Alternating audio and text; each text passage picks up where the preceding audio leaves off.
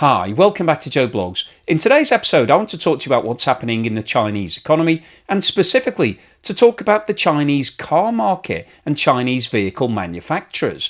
If you've been following the channel, you'll know that in the first 20 years of this century, the Chinese economy was really fueled by what was happening in the property sector.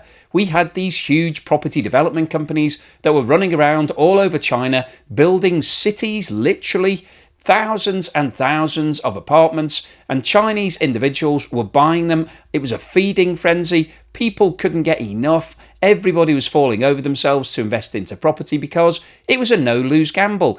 Property would never go down in value. But unfortunately, the bubble burst around 3 or 4 years ago when the Chinese authorities decided that enough was enough, that these companies were taking on far too much debt. They wanted to draw a line under it. They introduced what was called the 3 red lines, and the rest is history.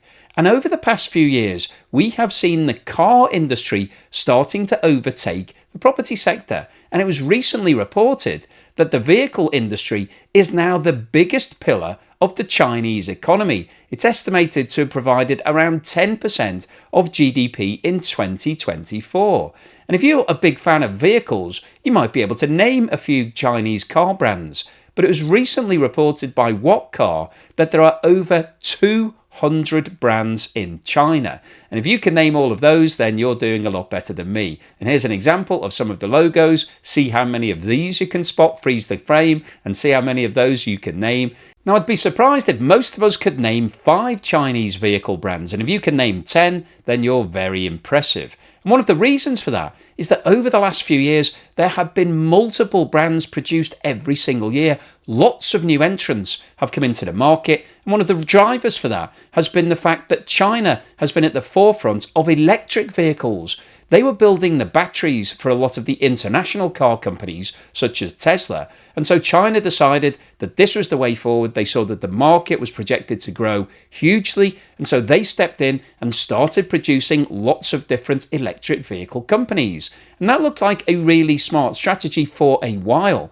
But unfortunately, over the past 6 months, we have seen the USA introduce a 100% tariff against Chinese electric vehicles on the basis that Chinese companies are being subsidized by the state. They're basically being given things either free or grants, or lots of cash is being injected into those companies to make sure that they can sell their vehicles at lower prices than the international competition. So the USA decided that that wasn't fair, so they've slapped a 100% tariff onto all of those Chinese cars, and the EU have followed suit. They've done a similar thing in October. They introduced a sliding scale of tariffs depending on how much information had been provided by those Chinese car manufacturers.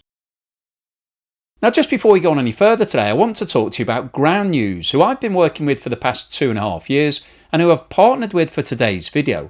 And they're offering Joe Blogs viewers an exclusive 40% discount on their Vantage plan, which is what I use. And what's brilliant about Ground News is that they're a news aggregator. They bring together stories from all around the world. And if we look at the articles that Ground News has pulled together talking about Donald Trump's additional 10% tariff on all Chinese imports, you can see that they've pulled together 644 different articles. And what's great about Ground News is that it tells you how many of those articles lent to the left, how many lent to the right, and how many came from the centre. And that's important to me when I'm trying to provide balanced coverage. And what's great is that Ground News are offering Joe Blogs viewers a 40% discount on the unlimited Vantage plan, which you can access by scanning the QR code on the screen now or clicking the link in the description below. However, despite these additional tariffs that are now being applied against electric vehicles coming out of China, China's biggest electric vehicle company, BYD, recently announced that it was cutting the entry price for smart EVs to less than $10,000. And it's not just BYD who are doing this. The other Chinese electric vehicle manufacturers are now entering their 3rd consecutive year of price wars. Now, a price war might sound like good news as a consumer because you can get a great deal. You can shop around and get a really bargain price. But this is an absolute nightmare if you're a car manufacturer, because the car industry has huge fixed costs. Obviously, you're making cars, so you have to build huge factories, you have to employ lots of people, you buy lots of materials, and then you produce tens of thousands of vehicles. And all of that is done against a forward plan. You work out what your sales price is going to be next year and the year after, and you work out all of your costs, and then you have your profit margin. And the problem you have if a price war then erupts is that you then have to cut that future price. But unfortunately, you've already invested all of the money in terms of the equipment and the people and the raw materials, and so you will see your profit margin falling if there is a sustained price war. And this chart shows the average profit margin of Chinese vehicle manufacturers between 2018 and 2023. And the scale on the left-hand side of this chart goes from 5% at the bottom to 7% at the top. And what this chart shows is that the average profit margin in 2018 was somewhere around 7.5%. And when you think about a profit margin of 7.5%, that is incredibly low. We just talked about the fact that BYD has now announced the sale of an electric car at less than $10,000. And if you take a 7.5% profit margin on $10,000, that means that BYD would only be making $750 profit on that sale. However, as you can see, between 2018 and 2023, there was a sharp reduction in the profit margin, and the average in 2023 was less than 5%, so around 4.9%. So that means on the sale of that $10,000 electric car, BYD would be making, on average, around $490 profit. So that's obviously a wafer-thin margin in itself, but the situation now is actually much worse than that, because the USA introduced its tariffs in September 24 and the European Union in October. So Chinese car manufacturers are now struggling to make those overseas sales because the price has gone up. So that'll reduce the volume of sales and it'll reduce the income that those companies are receiving. And so their profit margins are now falling. And that's why it's estimated that less than 3 of the Chinese car businesses are actually turning a profit at the moment. And the data for passenger car sales for January 25 has now been released. And the scale on the left-hand side of this chart is shown in millions of vehicles and goes from 0 at the bottom to 2.5 million at the top. And we've got 2 different coloured bars on this chart. The green bars represent electric vehicle sales and the grey bars represent traditional passenger car sales.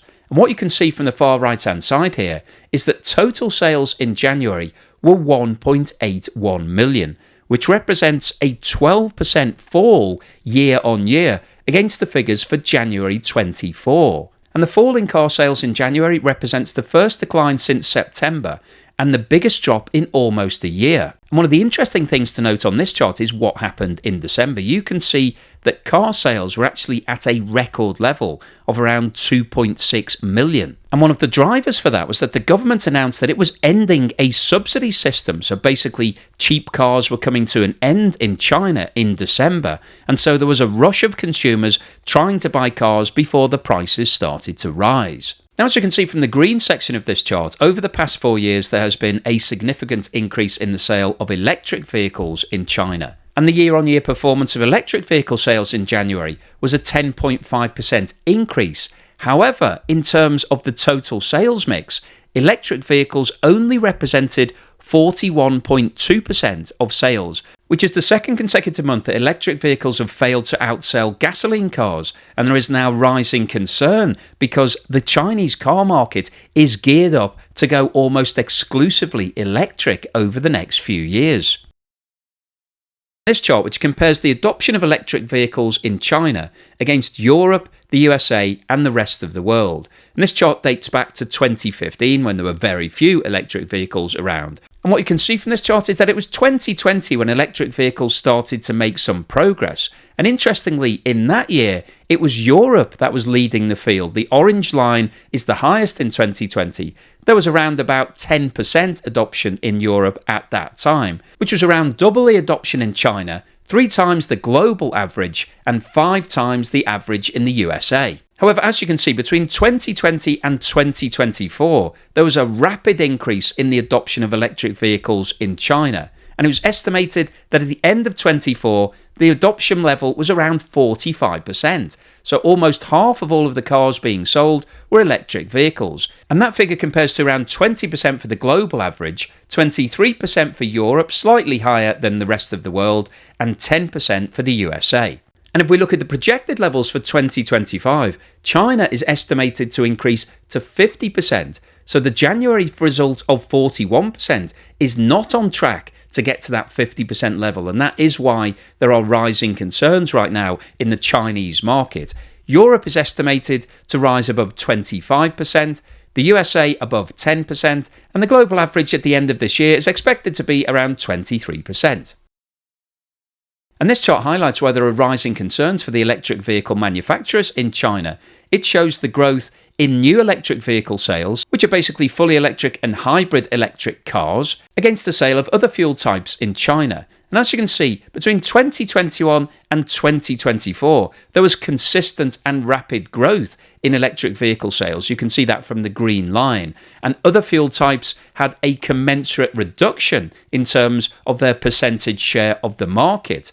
But as you can see, in 2025, we have seen a reversal of that trend, with almost 60% of car sales being traditional and 40% being electric. And if that trend continued for the rest of 2025, the electric vehicle manufacturers in China would be in a whole world of pain because they've geared up for consistent growth. And if we look at this chart, which shows the difference between electric vehicle production in China, which is shown by the black line, and electric vehicle sales in China, which is shown by the light brown line, you can see that the vast majority of electric vehicles that are produced in China are being sold in the domestic market. That is underpinning the whole of the industry. There's obviously a divergence between the two lines as we move from 2022 onwards, and that represents the huge export market that China has gone after over the past few years. But the problem with that export market is obviously it's now seen all of these tariffs being applied against it. The cost of electric vehicles coming out of China is now significantly higher in the USA and the European Union than it was 6 months ago before all of those additional tariffs were applied. So China is now struggling to find all of its export markets, and so it needs its domestic market to underpin the industry. But as we've just seen, there is now a turn in terms of sales. And if the domestic market continues to contract, then these electric vehicle manufacturers in China are going to struggle to be able to find buyers for all of the cars that they're making. So what's the summary and conclusion today? Well, I wanted to post this video because I think what's happening with the Chinese car industry is really quite fascinating. As we've seen from the data in today's video, China has been at the forefront of what's been happening with electric vehicles, and all around the world, governments are trying to encourage people to buy more electric. And in fact, in many countries, there are outright bans against the sale of traditional vehicles that have been set for 5, 10, 15 years down the road. In the UK, they recently had to extend the actual deadline because nobody was really ready, and electric vehicles are struggling in terms of volume sales. People are not quite convinced that the infrastructure's in place to be able to charge all of those vehicles, so there's hesitancy from all of the consumers. But China is ready for the world to go fully electric. It's geared up and it's decided that this is the way forward. And as we saw earlier in the video, it's been estimated by some commentators that it's now one of the biggest parts of the Chinese economy, contributing around 10% of GDP back in 2023. Now, whether or not it will be 10% in 2025 remains to be seen, because what we've seen in terms of recent developments is that firstly, the USA and the European Union, which is 27 individual countries, have now applied tariffs against the import of Chinese electric vehicles. They believe that China is subsidizing all of those companies, allowing them to sell their vehicles below cost to beat all of the competition. And of course, when you take a step back and think about what's going on here, if you're in a crowded market, if you can take out as much of the competition as you can, if they go bust, they go bankrupt and therefore can't continue trading, if you get to the point where there's just a few big manufacturers left, then obviously they have an oligopoly. They are able to control the market. They can then set prices and start racking them back up. So whilst in the short term, a price war is good news for consumers, over the longer term, it tends to be bad news, because once the competition dies and those guys can set whatever price they want, they can just increase their prices as much as they like if people are forced to buy vehicles. Now, obviously, with cars, it's slightly different because there is a second-hand market, so it's not all about buying new. But that's basically the principle of what China is trying to achieve, and so the USA and the European Union are trying to stop that. And what we've seen in the January data is that car sales in China have fallen by 12%, and this is the worst performance for almost 12 months. And this is now causing ripples of concern throughout China, because if that market starts to struggle at the same time as the export markets are struggling because of these additional tariffs, then that will mean that the electric vehicle manufacturers in China will sell less cars in 2025. And as we saw, the profit margins are already really thin. And so if you sell less vehicles, if you're not actually getting the sales, then you'll quickly go into a loss-making situation. And it's estimated that the vast majority of Chinese manufacturers are already in loss-making situations. And so if the market gets tougher, if price wars continue, and if vehicle sales fall for Chinese businesses, then that means that those losses will increase exponentially, because they've got a fixed cost base. They've already built the factories, they've got all the people, they've bought all the raw materials, they're making the cars, they've invested into the stock. So if they can't sell them, that is an absolute disaster, because you can't monetize that piece of metal, and therefore you don't have the cash. And all of these businesses have huge amounts of debt. They borrowed from Chinese banks, and so they'll need to make their interest and repayments. If they're not making the sales, if they're not making the profit, they won't have the cash to do that. And what we could see here is another bubble forming, in the same way as happened in the property sector in the first 20 years of this century. So the overall summary of today's video is that over the last few years,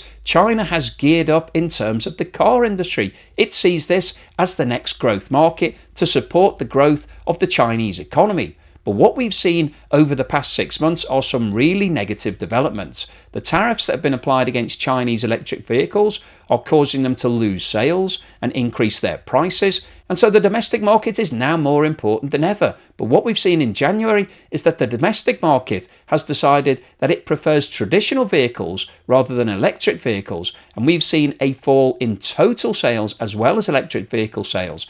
And if that continues throughout 2025, that's going to represent serious problems for the Chinese car industry and also the Chinese economy.